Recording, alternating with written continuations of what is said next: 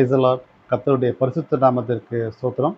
இப்போது கூட இன்றைய முதலாவது ஞாயிற்றுக்கிழமையில கர்த்தரின் பாதத்தில் அமர்ந்து அவரை நினைத்து, அவரின் சிலுவை பாதையில் நினைத்து நாம் கடந்து செல்வோம். அதற்கு ஆதாரமாக நான் எழுதிய ஒரு சிறிய பாடல், கர்த்தரின் மகிமைக்காக பாட இருக்கிறேன்.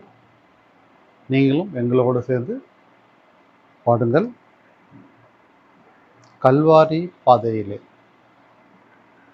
கல்வாரி பாதையிலே முள்முடி சூட்டியே, கல்வாரி பாதையிலே முள்முடி சூட்டியே,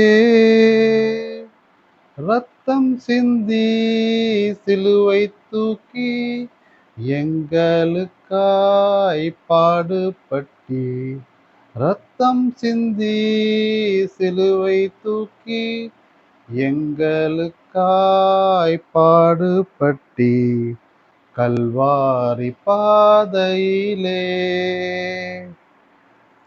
ஈட்டியாலே குத்தப்பட்டும் உடலெங்கிலும் காயப்பட்டும், ஈட்டியாலே குத்தப்பட்டும் உடலெங்கிலும் காயப்பட்டும், தாகப்பட்டு நொறுக்கப்பட்டு எங்களுக்காய் இரத்தப்பட்டி, தாகப்பட்டு நொறுக்கப்பட்டு எங்களுக்காய் இரத்தப்பட்டி, கல்வாரி பாதையிலே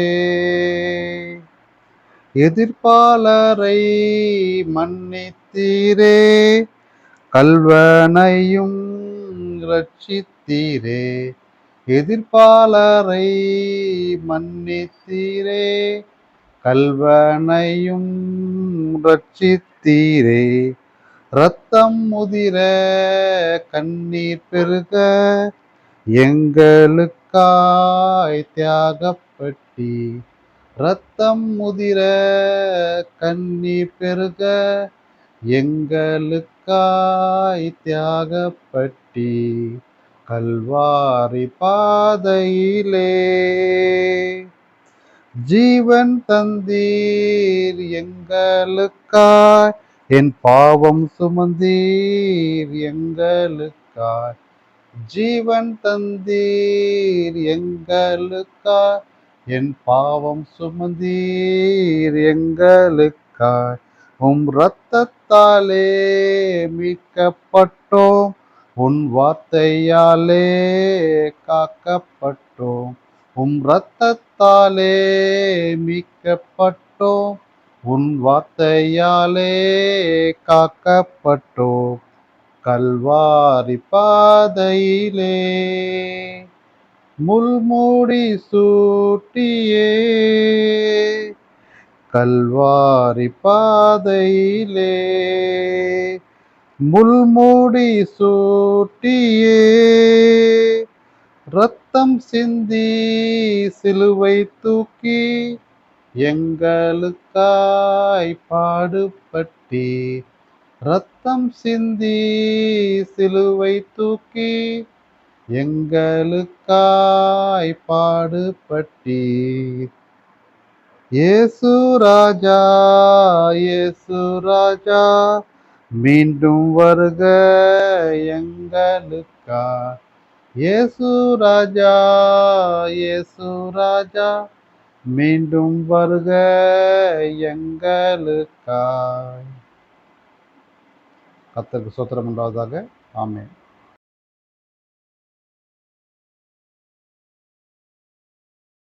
பிரைஸ் தி லார்ட். கர்த்தருக்கே துதி கன மகிமை உண்டாவதாக. இன்றைய நாளில் கூட ஒரு அற்புதமான ஒரு வார்த்தை, பரிசுத்த ரத்தம். பரிசுத்த ரத்தம் என்றால் அது என்ன? பரிசுத்தம் என்பதற்கு இந்த உலகில் ஒருவருக்கு மட்டுமே பொருந்தும். அவர் யார்? அவர்தான் இயேசு கிறிஸ்து. பரிசுத்த ரத்தம் ஏன் சொல்லப்படுகிறது? நாம் நமக்குள்ளே இருக்கிற ரத்தம், உலகத்தில் இருக்கிற எத்தனை பில்லியன்ஸ் கணக்கான மக்களுக்கு ரத்தம் எல்லாம் பரிசுத்தமாக இருக்குதா? பரிசுத்தம் தான் வந்துதா உலகத்திற்கு? கேள்விக்கு பதில்னா இல்லைன்னு தான் சொல்லும். ஏன்னா நாமெல்லாம் பாவத்தில் பிறந்தவர்கள். ஆனால் உலகத்தில் ஒரே ஒருவர் தான் பரிசுத்தமாக பிறந்தார். அவர் யாருன்னா அவர் தான் இயேசு கிறிஸ்து. கன்னி மரியாதத்தில் இது அவதரித்தவர். பிதாவினால் தோற்றுவிக்கப்பட்டவர். அவருடைய குமாரன் தான் இயேசு கிறிஸ்து. நம்ம எல்லாரை விட அவர் தான் சிறந்தவர், உயர்ந்தவர், பரிசுத்தர். இதுக்கப்புறம் யாரை வரப்போகிறதில்ல, இனிமேலும் வரப்போகிறதில்ல, இப்போ வரைக்கும் யாருமே இல்லை. ஏற்றும் இன்றும் என்றும் ஒரே பரிசுத்தர், அது நம்முடைய இயேசு கிறிஸ்து தான். அவருடைய ரத்தம் எப்படிப்பட்டது? ஏன் பரிசுத்த ரத்தம் என்பது அவரை குறிக்கிறது. எத்தனை பேர் ரத்தம் சிந்துறாங்க இல்லையா? எத்தனை பேர் பாட்டு போடுறாங்க, எத்தனையோ குடும்பத்துக்காக உடைக்கிறாங்க, எத்தனையோ அடிப்பட்டு உடைக்கிறாங்க, வாருக்கு போகிறாங்க, ஃபைட் பண்ணுறாங்க, எத்தனை மரணங்கள் நடக்கிறது. ஆனால் எல்லாத்தையும் விட ஏன் இதை நம்ம சொல்கிறோம்? நமக்காக பாடுபட்டு சிலுவையில் அறையிருந்து நமக்காக பரித்தார். அவர் சிந்திய ஒவ்வொரு ரத்தமும் நம்முடைய பாவங்கள் கழுவுவதற்காகத்தான். வசனம் சொல்கிறது, அவர் சிந்திய ஒவ்வொரு ரத்தமும் நம் பாவங்களை கழுவுவதற்காகத்தான். இயேசு கிறிஸ்துவின் நாமத்தில் நம்ம சொல்கின்ற அவர் ரத்தத்தால் தான் நாம் சுத்திகரிக்கப்படுவோம். நாம் செய்கின்ற ஒவ்வொரு பாவத்திற்கும், ஒவ்வொரு சாபத்திற்கும் இந்த ரத்தம்தான் நம்மளை விடுதலை கொடுக்கும், கழுவும், நம்மளை சுத்திகரிக்கும், நம்மளை பரிசுத்தமாய் மாற்றும். அதற்கு ஒரே தகுதி யாருக்கு இருக்குன்னா நம்முடைய கர்த்தராகிய இயேசு கிறிஸ்துவுக்கு தான். வசனம் சொல்கிறது, 1 யோவான் 1:7, அவர் ஒளியாய் இருக்கிறது போல நாமும் ஒளியிலே நடந்தால் ஒருவரோடொருவர் ஐக்கியப்பட்டிருப்போம். அவருடைய குமாரனாகிய இயேசு கிறிஸ்துவின் ரத்தம் சகல பாவங்களை நீக்கி நம்மை சுத்திகரிக்கும். பிதாவின் குமாரனாகிய இயேசு கிறிஸ்துவின் ரத்தம் சகல பாவங்களை நீக்கி நம்மை சுத்திகரிக்கும். பாருங்க, அன்றைய 2000 வருடங்கள் முன்பாக வாழ்ந்த இயேசு கிறிஸ்துவின் மகிமை ரத்தத்தை சொல்லி இன்று கூட நாம் ஜெபம் செய்கிறோம். எதற்காக? நாம் இப்போ செய்து கொண்டிருக்கிற பாவத்திலிருந்து விடுதலை கிடைக்க வேண்டும் என்பதற்காக தான். மாதம் மாதம் அவர் திரு சரித்திர ரத்தத்தை நாம் பெற்றுக்கொண்டிருக்கிறோம். எதற்காக? நாம் செய்கின்ற பாவத்தை விட்டுவிட வேண்டும் என்பதற்காக தான். பாவத்தை அறிக்கையிடுறோம். எதுக்காக? வாரம் வாரம் சர்ச்சில் போயிட்டு பாவருக்கு ஜெபம் எதுக்காக செய்கிறோம்? நாம் பாவத்தில் விடுதலை கொடுப்பதற்காக தான். அப்படிப்பட்டவரோட ஆண்டவர், நம்மளுடைய ஆண்டவர், நாம் அவரை நினைத்து செய்கின்ற ஒவ்வொரு காரியமும் நம்மளை பரிசுத்தப்படுத்த வேண்டும் என்பதற்காக தான். நம் வாழ்க்கையில் எத்தனையோ விதத்தில் சோதனைகள், கஷ்டங்கள், துயரங்கள், துன்பங்கள் வரலாம். நாம் ஜெபம் செய்யலாம், எவ்வளோ ஜெபம் வேணாலும் செய்யலாம், தப்பில்லை. ஆனால் அது விடுதலை கிடைக்க வேண்டும் என்றால் இயேசு கிறிஸ்துவின் ரத்தத்தாலே மட்டுமே சொல்லி ஜெபித்தாலே விடுதலை கிடைக்கும். இயேசு கிறிஸ்துவின் ரத்தம் சகல பாவங்களை நீக்கும். இயேசு கிறிஸ்துவின் ரத்தம் துயரங்களை போக்கும். இயேசு கிறிஸ்துவின் ரத்தம் பாவ சாபத்தை நீக்கும். இயேசு கிறிஸ்துவின் ரத்தம் சாத்தானின் கிரியைகளால் ஒழிக்கப்படும். இயேசு கிறிஸ்துவின் ரத்தம் நம்முடைய இன்னல்கள், கஷ்டங்கள், துன்பங்கள் எல்லாவற்றையும் எடுத்து போடும். அவருடைய மகிமை இயேசு கிறிஸ்துவின் ரத்தத்தால் நம்ம சொல்லி ஜெபிக்கும் போதோ நம்முடைய பாவக்கரைகள், சாபக்கரைகள், நம்முடைய இன்னல்கள், துன்பங்கள், சாத்தானை பிடிக்கிற எல்லாமே விலக்கி ஓடப்படும். அப்படிப்பட்ட மகத்துவமுள்ளதான் இயேசு கிறிஸ்துவின் ரத்தம். அன்றைய காலத்தில் பாருங்க, அதில் சிலுவையில் அறையப்பட்ட போது எத்தனையோ பாடுகள். முள்முடி சுட்டினாங்க, ஈட்டியால் குத்துனாங்க, சாட்டையால் அடித்தாங்க. சாட்டைனா சாதாரண சாட்டை இல்லை, அதில் முள்ளெல்லாம் இருக்கும். அடித்தான்னா அந்த சதை பிச்சுட்டு வரும். இதில் நடந்திருக்குது. இதெல்லாம் ஒரு கற்பனைக்காக சொல்லவில்லை, சினிமாவை பார்த்ததாக சொல்லவில்லை. அதற்கூட அவரு கூட அந்த பைபிள் வசனத்தை படி தான் அந்த படமாக எடுத்தாங்க. அதான் நம்ம பார்த்தோம். ஏன்னா அப்படி தான் இருந்திருக்கு. வசனம் ஆதாரமாக இருக்கிறது. பைபிளை 66 பேர் எழுதியிருக்காங்க. ஒருத்தர் இல்லை, எல்லா டிபார்ட்மெண்ட்டு டிஃப்ரெண்ட்ஸ் நிறைய பேர் எழுதியிருக்காங்க. ஒரே ஆள் எழுதுறது கிடையாது, ஒரு அறிஞர் எழுதுறது கிடையாது. எத்தனையோ வகையை சேர்ந்தவர்கள் எழுதியிருக்காங்க. பல ஆண்டுகளாக ஏதோ எடுத்தவங்க ஒரு வருஷம் கிடையாது. அவ்வளோ ரிசர்ச் பண்ணி தான் அதை எழுதி இருக்காங்க. அப்படிப்பட்டவர் தான் இயேசு கிறிஸ்து. இன்றைக்கு சுமார் 3000+ லாங்குவேஜில் இந்த பைபிள் பிரிண்ட் பண்ணப்பட்டிருக்கு, மொழிபெயர்க்கப்பட்டிருக்கு அவங்க லாங்குவேஜில். வேறு உலகத்தில் எந்த ஒரு புக்கும் இந்த மாதிரி பிரிண்ட் பண்ணல. அது பைபிள் மட்டுமே அதற்கு சாத்தியம். அது தவிர இனிமேல் வரப்போ எதுவுமே அப்படி கிடையாது, இருக்கவும் போகிறதில்ல. ஏன்னா இதில் உள்ள வார்த்தைகள் ஒவ்வொன்றும் ஜீவனுள்ளது, என்று கூட ஜீவனுள்ளது தான். இந்த வசனங்கள் ஒவ்வொன்றும் ஜீவனுள்ளதாக இருக்கிறது. அவர் மரணப்படுக்கையில் அவர் கடைசி சொட்டு ரத்தம் கூட நமக்காக தான் சிந்தப்பட்டது. அவர் மரணத்தை கூட அவர் எதிர்ப்பார்களை மன்னித்தார். பக்கத்தில் இருந்த கல்வனை கூட ரட்சித்தார், மன்னித்த விடுதலை கொடுத்தார். தெரியாமல் செய்கிறார்கள் மன்னிங்கன்னு சொன்னார். அப்படிப்பட்ட ஒரு ரத்தத்தை ஆண்டவரை நாம் பெற்றிருக்கிற நாம் ஆண்டவரை நமக்கு ரொம்ப பாக்கியசாலியாக இருக்கும். அப்படிப்பட்ட ஆண்டவர் நமக்கு கிடைச்சிருக்க ரொம்ப பாக்கியசாலி தானே. இப்படி யார் நம்ம உலகத்தில் இருக்கா? இதுக்கு முன்பு இருந்தது இல்லை, இப்போது இருக்கிறது கிடையாது. இருந்தவர் ஒரே ஒருத்தர் தான், அன்றும் இன்றும் என்றும் நம்முடைய கர்த்தராக இயேசு கிறிஸ்து தான். அவர் சிந்திய ரத்தத்தை நம்ம ஒரு செகண்ட் நினச்சி பார்த்தாலே போதும். நம்ம மிஸ்ஸஸ் மூவி பார்த்தா அந்த சீன்ஸ் பார்த்தா ஒரு ஃபீலிங் வரும், அழுவோம், அதோடு சரி. ஆனால் ஒவ்வொரு நாளும் அவர் பாடுகளை நினச்சி நான் ஜெபிக்கும் போதோ மகிமைப்படுத்தும் போதோ அவர் துதியை நம்ம சொல்லும் போதோ நம்முடைய ஆண்டவருடைய பரிசுத்த ஆசீர்வாதம் நமக்கு கிடைக்கும். அவர் பட்ட பாடுகள் நினைத்தாலே போதும். நம்ம செஞ்சு இப்போ படுற பாடலாம் ஒன்றுமே கிடையாது. அன்றைய காலத்தில் சிலுவையின் படுறவங்களுக்கு தான் தண்டனையாக இருந்தது. ஏதாவது தப்பு பண்ணிட்டான்னா அவங்க சைஸில் சிலுவை செஞ்சு அதுதான் மரண தண்டனை. இப்போ கூட சில நாடுகளில் உள்ளதுன்னு சொல்கிறாங்க. அன்றைய காலத்தில் அவ்வளோ கொடுமையான தண்டனை இருந்தது. அப்படிப்பட்ட தண்டனை தான் நம்முடைய ஆண்டவருக்கு கொடுத்தாங்க. இதற்காக அவர் பாவம் குற்றம் பண்ணாரா? இல்லையே. நன்மைகளை செய்தார், அன்பை விதைத்தார், நல் வார்த்தைகளை நிறைவேற்ற பண்ணினார், பல சுகங்களை கொடுத்தார், 30+ அற்புதங்களை செய்தார். இதெல்லாம் யாராலும் செஞ்சிருப்பாங்களா? அங்குள்ள மனிதர்கள் பொறாமைப்பட்டு எப்படி இவன் வருவான், இவர் ஒரு கடவுளா, இவர் மனுஷன் சொல்லிட்டு அவருக்கு தவறான வார்த்தைகளாக சொல்லி குற்றம் சுமந்து அவர் தண்டனை பெற்றுக் கொடுத்தார். ஆனாலும் ஆண்டவர் அனைத்தும் அறிந்தவர். அவர் பிறப்பதற்கு முன்பு கூட நாம் எப்போ பிறப்போம், எப்போ இறப்போம், யார் காட்டி கொடுப்பாங்க என்று சொன்னார் இல்லையா? தன்னை அவர் காட்டி கொடுப்பான் என்று சொன்னார் இல்லையா? அந்த கடைசி நாள் இரவில். அப்படி அனைத்தும் அறிந்தவர். அதே போல 3 நாள் உயிர் தெழும் என்றும் சொன்னவர். உயிர் தேர்ந்தாண்டவர் இன்றும் நம்மோட பரிசுத்த ஆவியாக ஜீவித்துக் கொண்டிருக்கிறார். அவருடைய ரத்தம் இன்றும் உயிரோடு இருக்கிறது. ஒரு வீடியோ கூட உங்களுக்கு நான் லாஸ்ட் டைம் காமிச்சிருப்பேன்.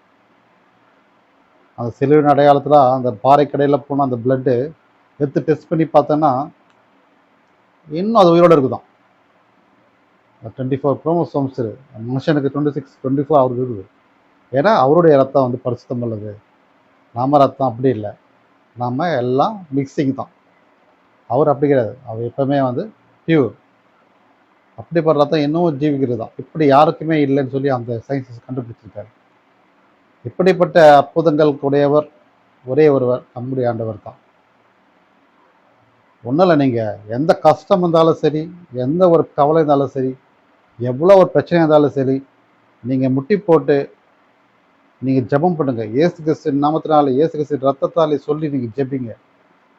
யாராவது உங்களுக்கு யாருக்காவது நீங்கள் ஜெபிக்கும் போது கூட இயேசு ரத்தத்தாலே சுத்திகரிக்க நீங்கள் சொல்லி ஜெபிங்க. அவங்க பரிசுத்தம் அடைவார்கள். இந்த ஜெபங்கள் ஏற்கப்படும். ஜெபம் ஆசீர்வாத ஜெபமாக மாறும். ஒரு வல்லமையான ஜெபமாக அது மாறும். சுகம் கிடைக்கும். எல்லாவற்றை மேலாக சுகம் கிடைக்கும். இயேசு கிறிஸ்துவின் ரத்தத்தாலே சாத்தானே வெளியே போ நம்ம சொல்லும்போது சாத்தான் பயந்து அலறி ஓடி போகும். அந்த வார்த்தையை நீங்கள் விசுவாசத்தோட சொல்லணும். சாதாரணமாக சொல்லக்கூடாது. விசுவாசத்தோடு ஐக்கியப்பட்டு இயேசு கிறிஸ்து நமக்குள்ளே கொண்டு வந்து அந்த விசுவாசத்தோடு நம்ம அறிக்கையிட்டு ஜெபிக்கும் போதும் எப்படிப்பட்ட தீய காரியங்கள் இருந்தாலும் அது எல்லாம் விலைக்கு போடப்படும். அந்த வார்த்தையை சொன்னாலே பாருங்க மகிமை. இந்த வார்த்தையை சொன்னாலே பாருங்க விடுதலை. இந்த வார்த்தையை சொன்னாலே பாருங்க ஆசீர்வாதம் தான். உங்கள் வாழ்க்கையில் நீங்கள் பல்வேறு இக்கட்டான சூழ்நிலைகள் இருந்தாலும் நீங்கள் இப்படி ஜெபிங்க.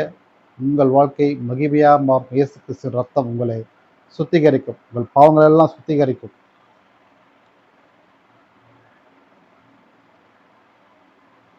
நான் கர்த்தர், நீங்கள் பரிசுத்தா இருப்பவர். நான் பரிசுத்தா இருப்பவர், நீங்கள் பரிசுத்தா இருக்கணும் கர்த்தர் சொல்லியிருக்கார். நான் பரிசுத்தர், நீங்களும் பரிசுத்தா இருப்பீர்கள், இருக்க வேண்டும் என்று கர்த்தர் சொல்கிறார். எப்படி? அவருடைய வார்த்தைகளை பின்பற்றி, அவர் செய்கைகளை பின்பற்றி, அவர் எப்படி இருந்தார் என்பதை பின்பற்றி, அதை தொடர்ந்து நாம் பற்றி கொண்டு நாம் இருந்தோமானால் நிச்சயமாக நாம் பரிசுத்த வாழ்க்கையை வாழ முடியும். பரிசுத்த வாழ்க்கை அடையாளமே அவர் வழியில் நடப்பது தான். அவருடைய வசனம், அவர் வார்த்தைகள் இருக்குது, அந்த பைபிள் வசனப்படி நம்ம நடப்பது தான். நம் கண்களின் இச்சை, நம் உதடுகளின் இச்சை, நம் இருதயத்தின் இச்சைகள் எல்லாத்தையும் எடுத்து போடணும். நாம் மற்றவர்களுக்கு கொடுக்குற சாபங்கள், மற்றவர்களுக்கு கொடுக்கின்ற பிரச்சனைகள், மற்றவர்களுக்கு கொடுக்கின்ற சோதனைகள், மற்றவருக்கு எதிராக பேசுவது, ஆலயத்துக்கு எதிராக பேசுவது, கிறிஸ்தவத்துக்கு எதிராக பேசுவது, இது எல்லாத்தையும் விட்டுவிடணும். எவன் ஒருவன் இயேசு கிறிஸ்துவுக்கு எதிராக பேசுகிறானோ அவனுக்கெல்லாம் தக்க பதிலை கர்த்தர் கொடுப்பார். ஏன்னா இயேசு கிறிஸ்து விரோதமாக ஏபுவர் எத்தனையோ பேர் இன்றைக்கு காணாமல் போயிட்டாங்க. இன்னைக்கு அநேக பாஸ்டர்மார்கள் தவறாக சித்தரித்து கொண்டு தான் இன்னும் நிறைய பேர் பேசிக் கொண்டிருக்காங்க. ஏன்னா அது இயேசுக்கு எதிராக சாத்தானின் கிரியைகள், அதெல்லாம் அப்படிப்பட்ட கிரியைகள் இன்னும் நடந்து கொண்டிருக்கிறது, அதிகமாக நடந்து கொண்டிருக்கிறது. சமீபத்தில் கூட ஒரு ஃபாஸ்ட்டை கொலை பண்ணிட்டாங்க ஆந்திரா சைடில். அவர் ஏதோ மக்களுக்கு விரோதமாக பேசினார் என்பது அவரை கொலை பண்ணிட்டாங்க. இப்போ தான் லாஸ்ட் 2 வீக்ஸ் முன்னாடி அது நியூஸில் பார்த்தேன். ஆனால் பாருங்கள், அவருடைய மனைவி அவரை கொலை பண்ணவங்க யாராக இருந்தாலும் அவரை மன்னித்தார். அந்த ஸ்டேஜில் சொல்கிறாங்க, யாராக இருந்தாலும் நான் மன்னிக்கிறேன், நான் இயேசு கிறிஸ்துவின் மகிமை அவர் அப்படி பேச வைத்தது. ஏன்னா அவருக்காகவே மறித்தார் இல்லையா, அவர் மன்னிக்கப்படத்தான் வேண்டும். யார் அவர் குற்றச்சாட்டில் மன்னிக்கிறேன் அப்படின்னு சொன்னாங்க. இதுதான் அவர் கிறிஸ்துவ வாழ்க்கையின் அடையாளம். நமக்கு பழிக்கு பழி, ரத்தத்துக்கு ரத்தம் என்பது இல்லாமல் நம்ம யார் நமக்கு துன்பப்படுறோம் அவங்க ஜெபம் பண்ணணும். ஜெபிக்க தான் யார் நம்மளை கஷ்டப்படுத்தாலும் துன்பப்படுத்தாலும் எதிர்த்தார்களோ அவர்கள்லாம் மனம் திருந்தி கர்த்தரிடத்தில் வருவார்கள். நம்மகிட்ட வர தேவையில்லை, கர்த்தரிடத்தில் மன்னிப்பு கேட்டு அவர்கள் சுகமடைவார்கள், அவர்கள் மாற்றத்தை காண்பார்கள். இதுதான் இயேசு கிறிஸ்து நமக்கு சொல்லிக் கொடுத்தது. நமக்கு விரோதமாக யார் கொடுக்க அவர்களெல்லாம் நம்ம பட்சத்தில் வருவார்கள். வசனம் சொல்கிறது போல நம்ம பட்சத்தில் வருவாங்க. இயேசு அவர்களை மாற்றுவார். உங்கள் வாழ்க்கையில் நீங்கள் எவ்வளோ பிரச்சனைகள் நீங்கள் சந்தித்தாலும், எவ்வளோ போராட்டங்கள் நீங்கள் அனுபவித்தாலும், இந்த வசனமும் விசுவாசமும் இல்லை ஜபமும் உங்களுக்கு ஆறுதல் படுத்தும், உங்களுக்கு விடுதலை கொடுக்கும், உங்களை பாதுகாக்கும். ஒவ்வொரு நாள் நீங்கள் உங்கள் வீட்டில் ஃபோட்டோனால சரி வசனத்தை வச்சு நீங்கள் ஜெபிக்கலாம். பைபிளில் உங்களுடைய ஃபேமிலி ஃபோட்டோ வச்சு தினமும் ஜெபிங்க. ஃபேமிலி ஃபோட்டோ ஜெபிங்க. உங்கள் ஃபேமிலி ஆசீர்வாதமாக மாறும்.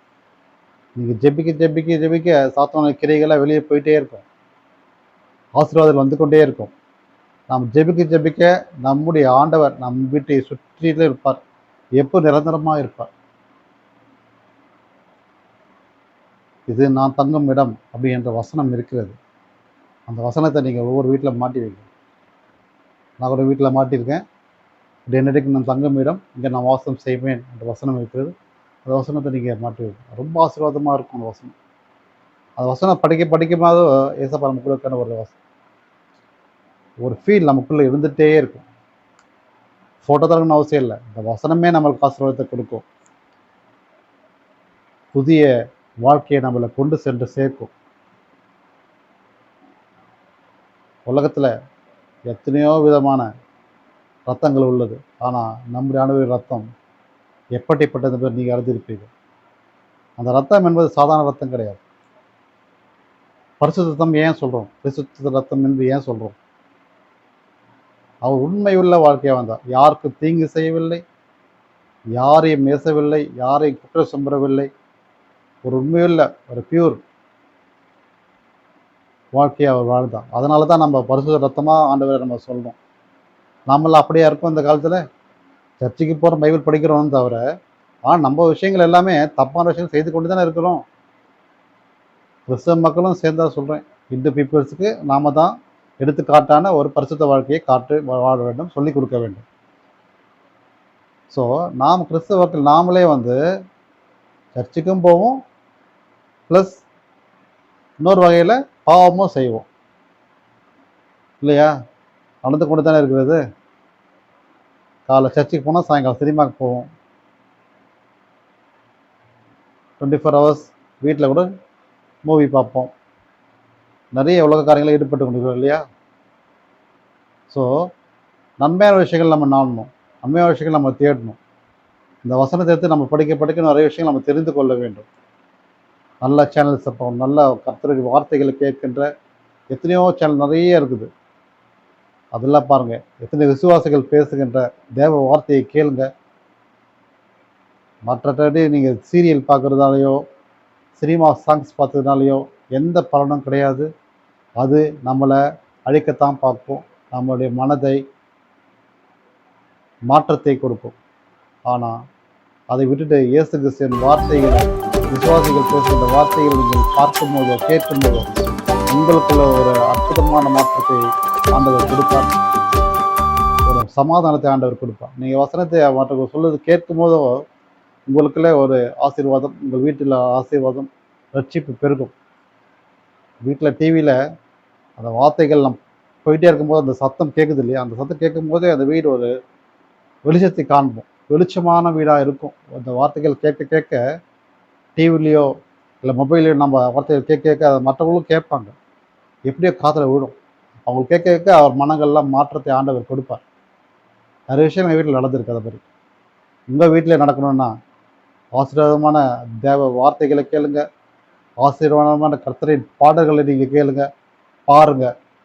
அந்த ஒலி, அந்த துதியின் சத்தம் வீட்டில் ஒலிக்க ஒலிக்க கேட்க கேட்க உங்களுடைய ஜெபங்கள் நீங்கள் செய்ய செய்ய உங்கள் வாழ்க்கையும் உங்கள் வீடும் ஆசீர்வாதமாக மாறும். இதை நான் அனுபவமாக உணர்ந்தேன். நீங்கள் அப்படி பின்பற்றி நடங்க. உங்களுக்கு எந்த கஷ்டம் இருந்தாலும் சரி, எது நடக்கவில்லை என்றாலும் சரி, எல்லாமே கர்த்தர் பார்த்து கொள்வார். அதினதின் காலத்திலே கர்த்தர் நேர்த்தியாக முடித்து வைப்பார். ஏற்ற காலம் ஒன்று உள்ளது, அந்த காலத்திலே கர்த்தர் உங்களுக்கு அற்புதங்களை செய்வார். அவருடைய பரிசுத்த வாழ்க்கை அடையாளமாக நாமும் பரிசுத்த வாழ்க்கையை வாழ வேண்டும். அதுதான் நாம் கர்த்தருக்கு செய்கின்ற உகந்த காணிக்கை. கிறிஸ்துவ மக்கள் அடையாளமும் அதுதான். அப்படி ஒரு வாழ்க்கையை நம்ம வாழணும். அதுதான் வேறு ஒன்றுமே கிடையாது. நீங்கள் எப்போது கர்த்தருக்குள் பரிசுத்த வாழ்க்கை வாழ்கிறீர்களோ அப்போது உங்கள் வாழ்க்கை பரிசுத்தமாக மாறும். கர்த்தர் உங்களுக்கு அற்புதங்களை செய்வார், உங்களை கீர்த்தியும் புகழ்ச்சியமாக வைப்பார்.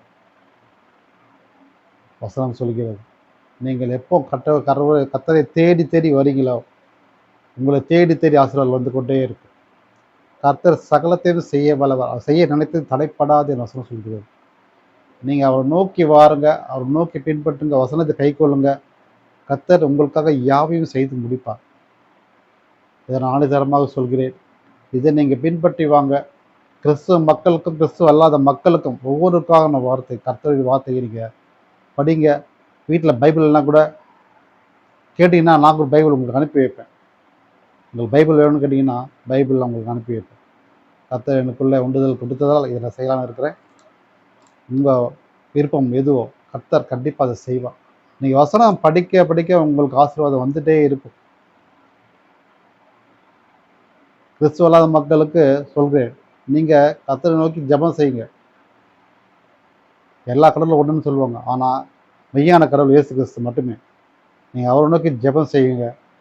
கர்த்தர் உங்களுக்கென்று அற்புதங்களை செய்வார். இயேசு கிறிஸ்துவை நீங்கள் வருகின்ற யாராக இருந்தாலும் சரி, மதங்களுக்கு அப்பாற்பட்டவர். யார் வேணாலும் ஜெபிக்கலாம், துதிக்கலாம், மகிமைப்படுத்தலாம். நீங்கள் கேட்பது எதுவோ அது உங்களுக்கு கர்த்தர் கொடுப்பார். நீங்கள் ஜெபிங்க, ஆசீர்வாதம் உங்களுக்குள் அதிகமாக இருக்கும். அதை கர்த்தர் உங்களுக்கு நிறைவாய் கொடுப்பார். அவருடைய ரத்தம் உங்களை வாழ வைக்கும், உங்களை பரிசுத்தப்படுத்தும், உங்களை ஆசீர்வதிக்கும், உங்களை சமாதானத்துக்குள்ளாக்கும், உங்களை உயர்ந்த இடங்களில் செல்ல வைக்கும், உங்களுக்கு ஒரு ஆசீர்வாதமான ஒரு வாழ்வை கொடுக்கும். கர்த்தரின் ரத்தம் நம்மளை சுத்திகரித்து, நம்மளை ஆசீர்வதித்து, நம்மளை காத்து கொண்டு வழிநடத்தும். அவரை நோக்கி நாம் தொடர்ந்து பயணிப்போம். ஆசீர்வாதத்தை பெற்றுக்கொள்வோமாக. இன்றைய நாளில் இந்த வசனத்தை கொடுத்த கர்த்தருக்கு மகிமையை, துதியும், கனமும் மகிமையை செலுத்துகிறேன். மீண்டும் நான் உங்களை சந்திக்கிறேன். இயேசு கிறிஸ்து நாமத்தினாலே மகிமை உண்டாவதாக. ஆமென். நாம் ஜெபிப்போம். ஸ்தோத்திரம் கர்த்தாவே, இது இந்த புதிய நாளுக்காக நன்றியோடு துதிக்கிறேன் கர்த்தாவே. நீ செய்கின்ற அற்புதமான காரியங்களுக்காக நன்றி கர்த்தாவே. ஒரு ரத்தத்தாலே நாங்கள் சுத்திகரிக்க வேண்டும் என்பதற்காக உங்களுக்காக நாங்கள் விரும்புகிறோம் கர்த்தாவே. நீர் எங்களோடு இருந்து கர்த்தாவே, உங்களை நினைத்து நாங்கள் வேண்டுகின்ற எல்லா வித காரியங்களும் கர்த்தாவே நீங்கள் நிறைவாக எங்களுக்கு கொடுக்கும்படியே ஜெபிக்கிறோம் கர்த்தாவே. உங்களுடைய திரு ரத்தம் எங்களை சுத்திகரிக்கவும், உங்கள் திரு ரத்தம் எங்கள் பாவங்களை கழுவும், திரு ரத்தம் எங்களை பரிசுத்தப்படுத்தவும் கர்த்தாவே நீர் எங்கள் வழிநடத்தும் கர்த்தாவே. நாங்கள் ஏறெடுக்கின்ற ஒவ்வொரு ஜெபங்களும், ஒவ்வொரு துதியும், கனமும், மகிமையும் கர்த்தாவே அதை நாங்கள் சரியாக செய்யும்படியாக, எந்த தடையும் இல்லாதபடி நாங்கள் அதை நிறைவேற்றும்படியாக கர்த்தாவே நீர் எங்களுக்குள்ளே வந்து வாசம் செய்யும் கர்த்தாவே. இடையில் எத்தனையோ சாத்தானை கிரைகள் இருந்தாலும் கர்த்தாவே அது எல்லாம் உங்களுடைய திரு ரத்தத்தாலே முறியடிக்கப்பட்டு எடுத்து போடப்பட்டு கர்த்தாவே எங்களை பரிசுத்தப்படுத்தி எங்கள் ரட்சியும் கர்த்தாவே. எல்லா சாத்தானின் தடைகளை எடுத்து போட்டு உண்மை நோக்கி நாங்கள் வருகின்ற வாழ்வை எங்களுக்கு கொடுப்பீராக சாமி.